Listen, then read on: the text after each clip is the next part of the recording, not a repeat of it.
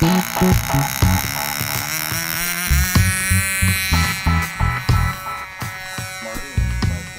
Matt, and today we're going to talk about skis. We were just out back a little bit earlier. It's like 7 degrees outside, and we were back flying with our skis on. We thought we'd just do a build video real quick of our skis. You can see how they work. They have great suspension. I've used some of the manufactured skis, and I find that they come loose in the air. We did these, and they're actually a design of a friend of mine that made me a set years ago, but we're going to show how to build them today. This is actually a close-up of one. You can see they bolt on. You can put them through axles or whatever, and it's just really simple. We're going to use a 5/32 wheel collar, 632 bolt by 1.25 inches, and here's the wheel collar. You have to grind a little flat spot. You can see till about the very bottom of the hole there. Right there at the edge of the hole. And we'll show how to do that here in a bit. You need a little piece of music wire. This is actually a push rod out of an old ARF. We're going to use that. It seems to be stiff enough to use. And you just cut your parts out. They're simple. This is 2 inches wide by 12 inches long. 16th aircraft ply. Yeah, it is 16th aircraft ply. And we cut out a couple little runners, and you'll see where we use these. These are by 3/8, or the width of, we make this runner. And this runner, we made ours out of hardwood. You could use plywood for this piece, and it's just, again, it's 12 inches long. These are going to be supports for the side of it. You can see I have a little bevel on each side, but we're going to show how to center those up and where to put them. And these are made out of 1/8 inch. Yeah, this is 1/8 inch ash actually, but you could use plywood. And what we're going to do to get started here is I've already have my center line marked on here.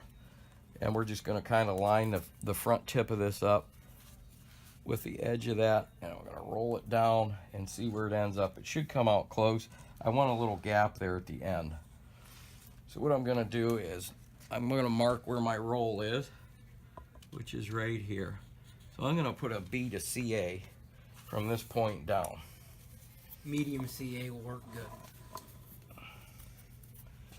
I'm going to do this. A little shaky from the coffee this morning. Trying to stay warm back with the boys flying. And we got a nice bead there. We'll smooth it out a bit with the tip.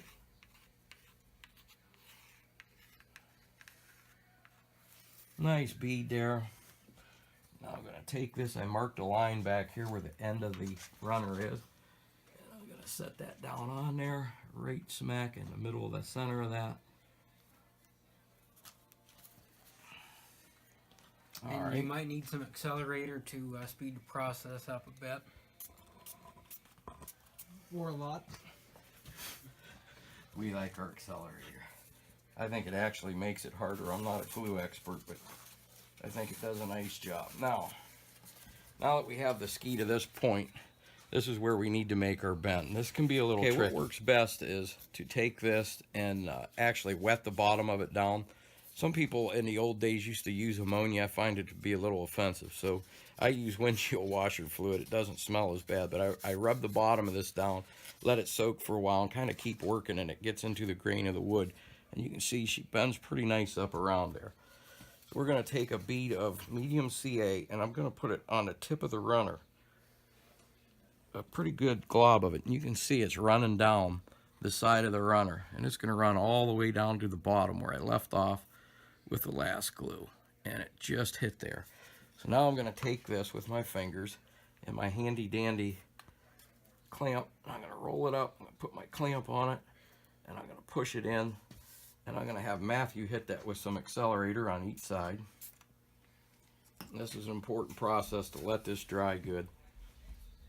And put a little CA right there on the side of it, because this will want to come back loose. Okay, that's it. Now take a piece of wire, and we're going to take this old wire and run the glue right along the side, and there's still enough kicker present there that it's setting up pretty quick. Okay, we want to do both sides of it there real quick. Just put another little bead right there.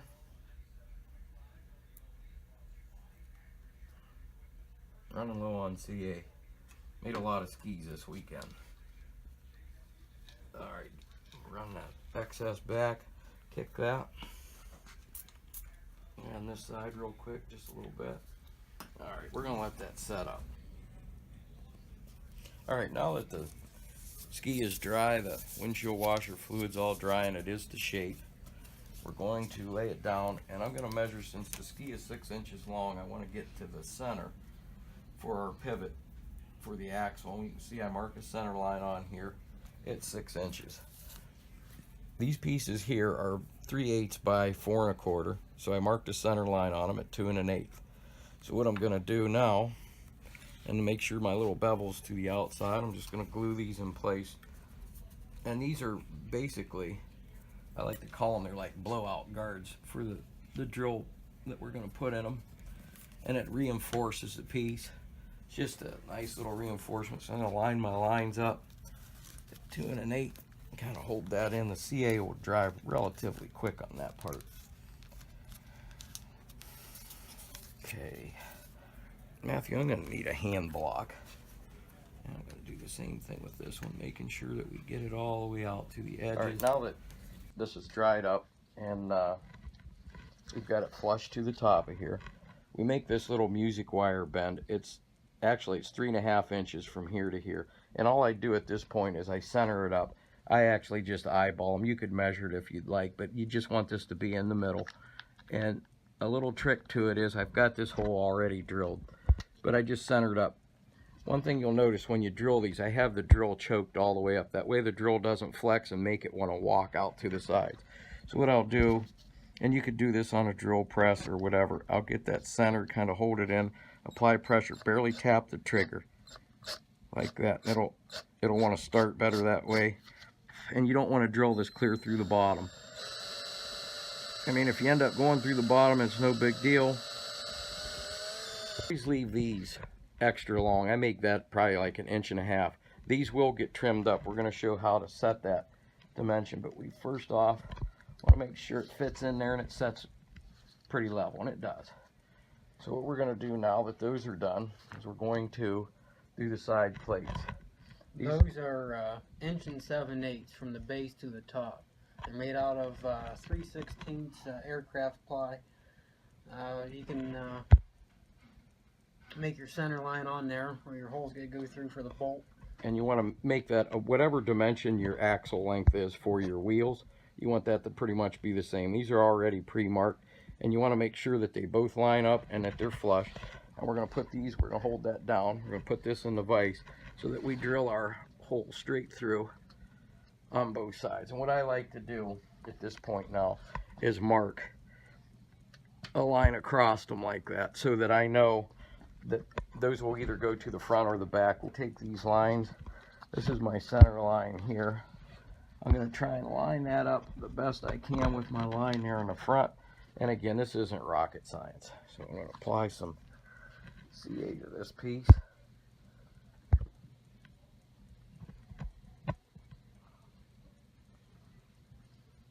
And it's not rocket science building a set of skis. And these work so nice. Like I say, I've used manufactured skis and I just don't like them as well as these. And we'll just put that one into place like that. Now we've got one side. Now what we're going to do to assure that this thing remains aligned, I have my marks here. Those are going to go to the front. I'm actually going to use my wheel collar as a spacer now. I'm going to put this through. I'm going to put the wheel collar. Where's my little Allen wrench to loosen this up? I had it out. There it is. I got the set screw. This is very important that you use a wheel collar, and you'll see why when we do the setup. I'm going to put this through as a spacer. And you want the flat piece to the bottom, don't you? Yep.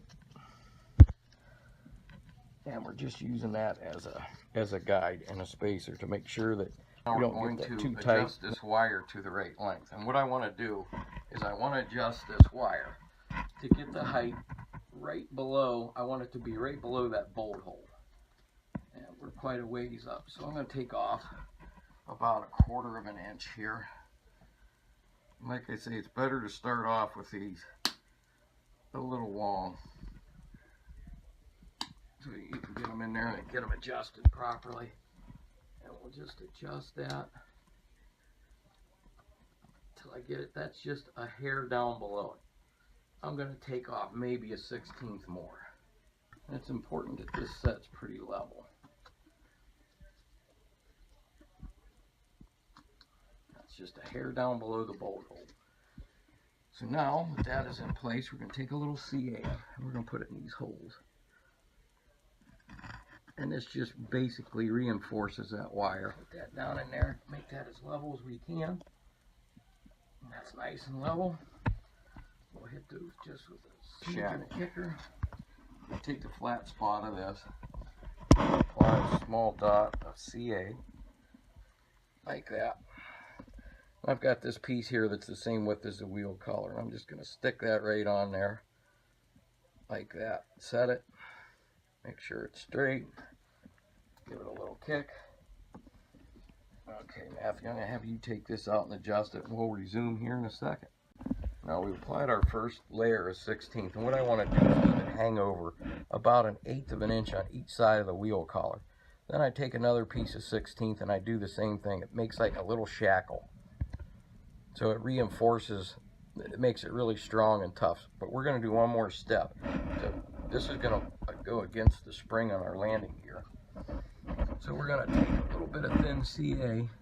I'm going to apply it right to the top of there. Smooth it out, let it dry, let it soak into the wood. That'll make that wood really hard, and it'll also have it slide really easy across the spring. And it's just about wicked in there. And to ensure that you have no excess, just wipe a little bit there. It's nice. Okay, now we're going to take this, and this goes right in between there. Use this to push it over, and now we're going to have to push that down against the spring. It spring's just a little tight. What I'm going to do to adjust that is push it down a bit. It makes a nice little rocker piece in there. Like I say, it's not rocket science. We're going to put our bolt through like that, and we're ready to actually install this now. We're going to take this nut and we're going to run it all the way up against this plywood. Just, you don't want it real tight up against it. Just get it to the edge of it like that. Now we're going to put it on here. So I'm just going to demonstrate how this works. And hold the Allen bolt and you tighten this up, don't let it spin. Okay, now the whole ski is loose on here, but the bolt is spinning. So what we'd want to do in this case is we'd want to take the airplane, and we want the ski, obviously, when it's in the air, to be level. So what we do is set the airplane up, get it level, take your set screw, and that's why it's important to make sure that the set screw is on the opposite side of your flat so you're able to adjust this. Then we take this and we tighten that set screw up nice and tight. And there we have it. Now that we have the ski complete, and you can see everything works well. That's through following ground contour. When you land, you can see the springs do their job. It straightens the plane back out. Now, when it's all done, I taper the back of this piece a bit with a sanding block, and then you want to make sure that you cover these well, because the wood will be unprotected with the snow on it. So you can either use clear lacquer, 30-minute epoxy, thin down 5-minute, whatever, but give them a good coat, sand them up good with 400 on the bottom, wax them if you'd like. They work extremely well. It's the best set of skis I've ever used in 35 years of flying. They're great, and they last forever. You'll have them forever. And if you have steerable nose gear and you want to use them on the front, all you have to do is not use the bolt. Just put it straight through the front shaft, lock it down with a wheel collar on each side, and it's the same thing. So there you have it. There you have it. Awesome. Awesome skis. Do you agree, Kenny? Yep. Alrighty, hopefully you enjoyed the video. Any questions, as always, feel free to ask. Don't forget to hit that like and subscribe below. Have a great day. Thanks.